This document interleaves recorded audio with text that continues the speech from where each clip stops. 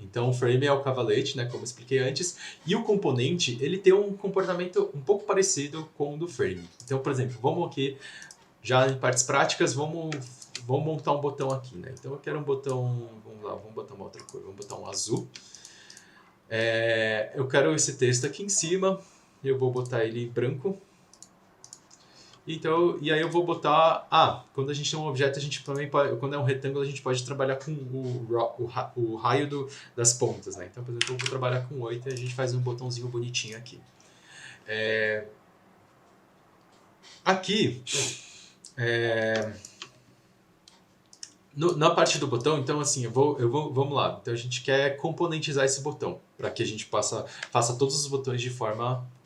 a gente use sempre o mesmo parâmetro de botão. Então eu venho aqui em cima, eu posso aqui criar um componente.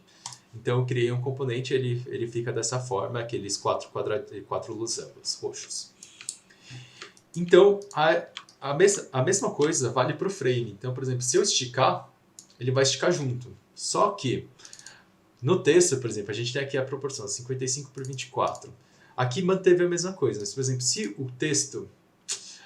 eu vou ter que explicar uma coisa antes, gente. Desculpa. Então, eu vou tirar o botão do texto, mas, por exemplo, se eu botar aqui, por exemplo, eu vou botar um quadrado, né, dentro dele.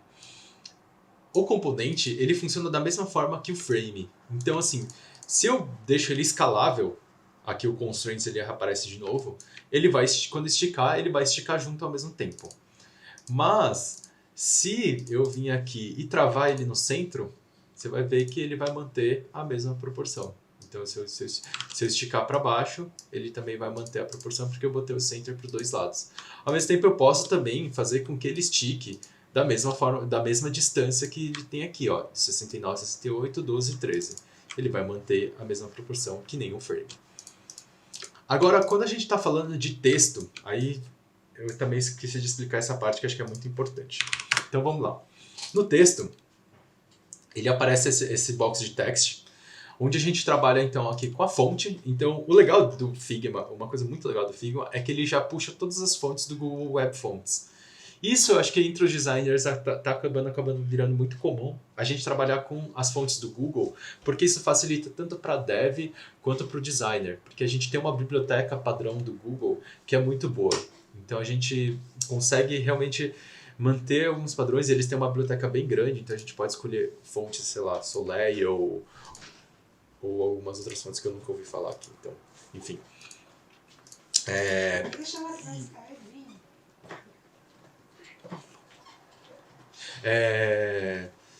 Desculpa, gente.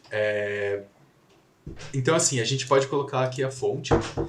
E então, assim, a gente escolhe a família da fonte dele. A gente tem aqui os pesos que a fonte pode ter. Então, isso varia de fonte para fonte. Tem fonte que tem, por exemplo, tem o itálico e etc. A gente pode trabalhar com o tamanho da fonte dele. E lembrando, a gente sempre também trabalha com proporções de 16, 24, etc. Ou 20. A gente tem que sempre tentar manter esse padrão. A gente tem aqui o line high. Para quem é dev vai entender bem isso. A gente tem essa questão do espaçamento da linha. Por quê? Por exemplo, o line high, ele é basicamente, por exemplo, eu vou dar um enter e etc. Aqui, button, gal, sei lá, DJs. Então, o line high, ele aumenta o tamanho da linha da fonte. Então, eu aumentei para 32, ele aumentou a fonte, eu posso ir aumentando ou diminuindo. A gente também tem o espaçamento entre as fontes, né? Então, entre as letras. Toda letra ela tem seus espaçamentos, então a gente pode aumentar essa proporção. Pode trabalhar tanto com proporção ou quanto com pixels, né? Com 5 pixels. Para os devs, isso daqui é como se fosse o letter spacing. Então, é o espaçamento entre as letras. E também tem o espaçamento entre parágrafos. Então, por exemplo, aqui é o line high e esse é o parágrafo. O que é o parágrafo? Por que todos estão aumentando que nem como se fosse o line high? É como se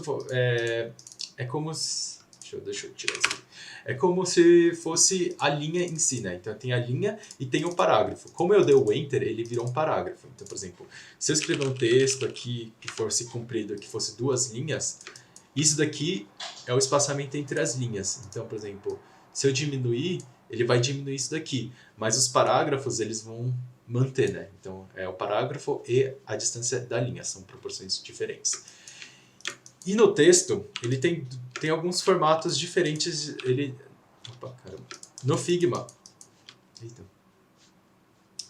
Figma, ele tem duas formas de trabalhar a caixa do texto, né? Então, por exemplo, eu estou escrevendo aqui faca, por exemplo. Tem essas duas setas, ele vai mudar a caixa desse texto conforme o texto ele cresce, né? Então, assim, faca de legumes. Então, o texto, você vê que a caixa desse está maior porque a letra aumentou junto com esse daqui. E aí, qual que é a diferença, né, então, entre os elementos? Então, a gente tem essas duas setas, a gente tem esse daqui, que é o Auto High. Então, ele vai automaticamente, ao invés de ele só tem o Auto Width, que aumenta a largura, automaticamente conforme o texto, e esse ele aumenta conforme a altura. Então, por exemplo, se eu escrever aqui, ele fixou essa largura. Então, se eu escrever aqui, faca de legumes para cortar, sei lá, cortar cenoura. Você vai ver que ele vai manter a mesma largura que esse, só que ele não vai esticar para o lado, que nem aqui se a gente fosse escrever. Ele estica para o lado, esse aqui ele vai manter a largura do texto. E a caixa, ele vai manter os dois lados, você vai poder mexer dos dois lados. Aqui, se a gente mexer, ele automaticamente vai mudar para a caixa. Então aqui é a mesma coisa. Então ele mudou para a caixa, e aí, por exemplo, se a gente vai escrevendo coisa para trás, ele vai sobrepondo, o que, assim, só que aí você não tem o controle do tamanho dele, né? Então, se eu vim aqui e voltar para cá, ele automaticamente ajusta, mas o quadrado você pode customizar ele para dentro. Depois eu vou explicar o porquê disso, né? Então, o quadrado... bom, enfim, depois eu vou explicar isso com calma. Aí depois aqui nessa parte do lado, a gente tem a parte de onde vai ser o alinhamento do texto. Se ele vai se alinhar para a esquerda, se ele vai alinhar para o centro ou se ele vai alinhar para a direita. E a mesma coisa, e aí acho que agora vale explicar o quadrado, por exemplo, se o quadrado ele é maior, a gente pode trabalhar com essa questão de onde ele vai se alinhar. Se ele vai alinhar em cima, se ele vai alinhar no centro do quadrado, ou se ele vai alinhar embaixo, na parte de baixo do quadrado. Então você pode brincar com o posicionamento dentro do quadrado em si, né? Então a mesma coisa vale para o centralizado e etc. Coisa que para cá não faz tanto sentido porque a gente já está trabalhando com a largura fixa, né? Então, bom, voltando então para cá. Então vamos montar esse botão. Então, quando a gente constrói um botão, então vou escrever o botão aqui, vou deixar ele branco, eu vou tirar esse quadrado e a gente empurra ele para dentro, certo? Então aqui ele está conforme a largura. E qual que é o problema de a gente manter como largura, né? Então eu vou aqui só arrumar ele, vou deixar ele centralizado e ele centralizado no top, caso ele vire uma caixa. Então assim, se a gente vai escrevendo, você vai ver que ele vai ad infinito e aí o botão perde todo o sentido de ter um texto fora do botão, que não faz sentido nenhum, certo? Então, a gente trabalha, quando a gente vai trabalhar com Auto High, a gente vai travar ele na altura. E aí é o mesmo problema, a gente vai quebrar ele tipo para cima ou para baixo e vai continuar ruim da mesma forma. E então assim, que a gente geralmente como a gente trabalha? Isso geralmente a gente pode ajustar, né? Então, conforme a gente estica, né? E aí esse é o importante da caixa, né? Por que a gente trabalha com a caixa? Porque assim, por que o texto está aqui centralizado, sendo que tem um puto espaço aqui para o lado, a gente poderia aproveitar, né? Então, porque a gente trabalhou com a escala, né? Então a gente pode, primeiramente, travar dos dois lados, então a gente vai trabalhar com essa proporção de 48 pixels, e você já vê que aumenta um pouco a proporção e aí já começa a encaixar melhor o texto. E a gente pode vir aqui, então, por mais que o texto esteja aqui escrito, a gente pode aumentar a caixa dele. E aí, isso ajuda principalmente quando a gente já tem outros textos, etc. Claro que esse texto está extremamente gigante, a gente pode fazer assim, mas isso já encaixa direitinho dentro da caixa, mantendo essa proporção de 16 pixels, né? Então, isso ajuda bastante. E aí, a gente também pode mexer aqui na proporção. E aí, isso que é legal da caixa, né? Porque aí a gente sempre deixa centralizado. A gente nunca deixa ele nem para cima nem para baixo, para não ficar sempre buscando a posição mais central dentro da caixa. Então isso ajuda bastante, principalmente quando a gente trava também em cima e embaixo, a gente, sei lá, vai que a gente quer esticar para baixo e a gente tem a caixa grande, etc. Isso vale muito para cá, por exemplo, campos de texto, né? Então, por exemplo, eu tenho aqui um retângulo e aí eu quero botar aquele text area, né? Que a gente chama no HTML, a gente tem o campo de texto. Né? O texto. Então a gente bota aqui a proporção certa, 16 por 16, e a gente aproveita, só deixa eu diminuir essa fonte que está meio grande.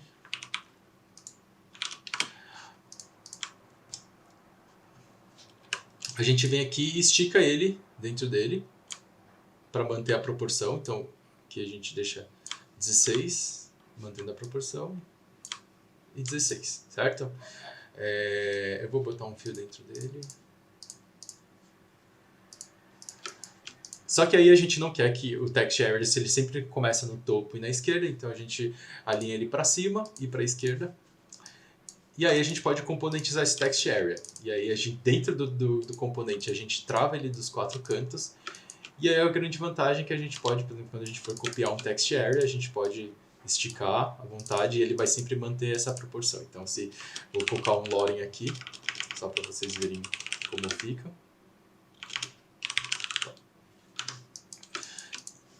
E aí, assim,